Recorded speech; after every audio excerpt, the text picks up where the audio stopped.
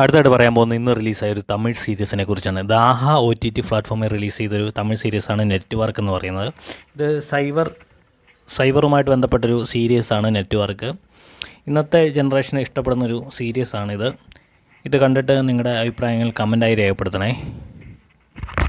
അടുത്തായി OTT റിലീസായ ഒരു കോമഡി തമിഴ് ചിത്രമാണ് കമ്പി കഥനകഥ. ഇത് ഒക്ടോബർ 17 റിലീസായ ചിത്രം ഇപ്പോൾ ആമസോൺ പ്രൈമിൽ ലഭ്യമാണ്.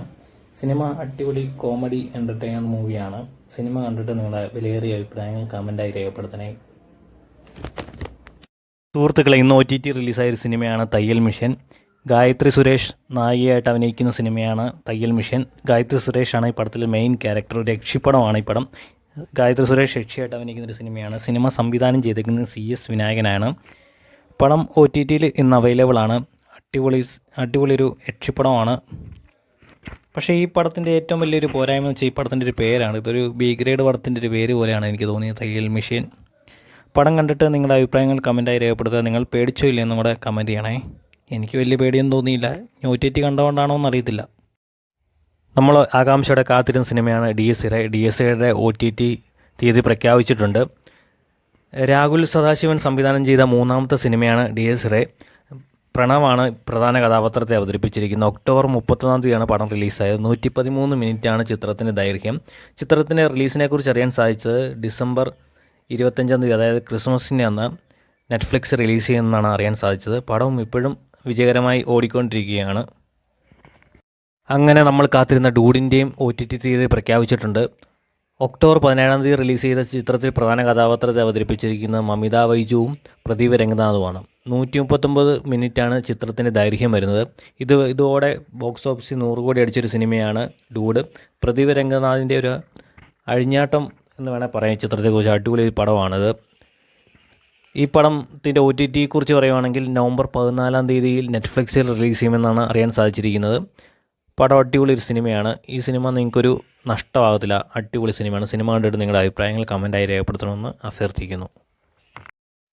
അടുത്ത OTT റിലീസിന് വേണ്ടി തയ്യാറെടുക്കുന്ന പടമാണ് വേല ഒരു ആക്ഷൻ മൂവി പടമാണ്. പോലീസ് സിനിമയാണ്. വേലയിൽ മെയിൻ കഥാപാത്രത്തെ അവതരിപ്പിച്ചിരിക്കുന്നത് ഷൈൻ നിഗം, സണ്ണി വെയിന്, അതിഥി ബാലൻ എന്നിവരെയാണ്. 2023 നവംബർ 10 റിലീസ് ചെയ്ത പടം ഈ 2 വർഷമായിട്ട് റിലീസായിട്ടില്ല OTTയിൽ. ഈ മാസം പകുതിയോടെ റിലീസ് ചെയ്യുമെന്നാണ് അറിയാൻ സാധിച്ചിരിക്കുന്നത്. മനോരമ മാക്സിനാണ് പടം റിലീസ് ചെയ്യുന്നത്. 148 മിനിറ്റാണ് പടത്തിൻ്റെ ദൈർഘ്യം വരുന്നത്. നല്ലൊരു പോലീസ് ആക്ഷൻ സിനിമയാണ്. അടുത്തായി OTT റിലീസിന് വേണ്ടി തയ്യാറാക്കുന്ന സിനിമയാണ് മമ്മൂട്ടിയുടെ കിടുക്കാച്ചി സിനിമയായ ബസൂക്ക സംവിധാനം ചെയ്തിരിക്കുന്നത് ഡീനോ ഡെന്നീസാണ്. പടത്തിൽ മമ്മൂട്ടിയെ കൂടാതെ GVMും ഒരു പ്രധാന കഥാപാത്രത്തെ അവതരിപ്പിച്ചിട്ടുണ്ട്. 2025 ഏപ്രിൽ 10 റിലീസായ സിനിമയുടെ ദൈർഘ്യം വരുന്നത് 151 മിനിറ്റാണ്.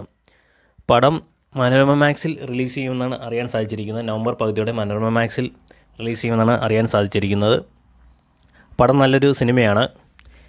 ഗൗതം വാസുദേവ് മേനോൻ മമ്മൂട്ടി കോംബോയിലെ ആദ്യത്തെ സിനിമയാണ് ബസൂക്ക കണ്ടിട്ട് നിങ്ങളുടെ അഭിപ്രായങ്ങൾ കമൻറ്റായി രേഖപ്പെടുത്തുക. ഏറ്റവും പുതിയ OTT റിലീസുമായി ബന്ധപ്പെട്ട വിവരങ്ങൾക്കായി ഈ ചാനൽ സബ്സ്ക്രൈബ് ചെയ്യുക, ഷെയർ ചെയ്യുക, ബെൽ ബട്ടൺ അമർത്തുക. അടുത്ത OTT റിലീസിന് വരാൻ വേണ്ടിയിരിക്കുന്ന പടമാണ് ഗെറ്റ് സെറ്റ് ബേബി സംവിധാനം ചെയ്തിരിക്കുന്ന വിനയ് ഗോവിന്ദാണ്. ഈ ചിത്രത്തിൽ പ്രധാന കഥാപാത്രത്തെ അവതരിപ്പിച്ചിരിക്കുന്നത് ഉണ്ണിമുകുന്ദൻ, നിഖില വിമല്, ശ്യാം മോഹൻ, ജോണി ആൻ്റണി, ചെമ്പൻ വിനോദ് എന്നിവരാണ്. മനോരമ മാക്സിൽ ചിത്രം നവംബർ പകുതിയോടെ റിലീസ് ചെയ്യുമെന്നാണ് അറിയാൻ സാധിച്ചിരിക്കുന്നത്. പടം നല്ലൊരു ഫാമിലി എൻ്റർടൈനർ മൂവിയാണ്. പടം കണ്ടിട്ട് നിങ്ങളുടെ അഭിപ്രായങ്ങൾ കമൻറ്റായി രേഖപ്പെടുത്തണേ.